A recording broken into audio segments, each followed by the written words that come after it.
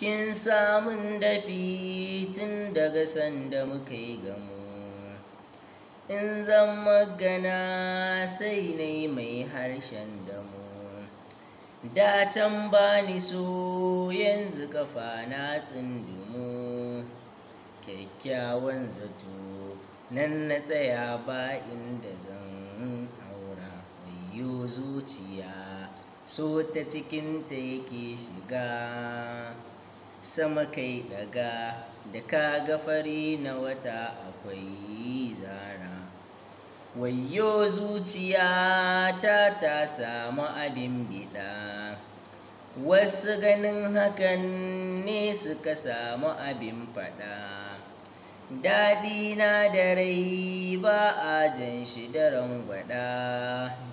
In so za na yi ban biya ƙyalli ko kwakin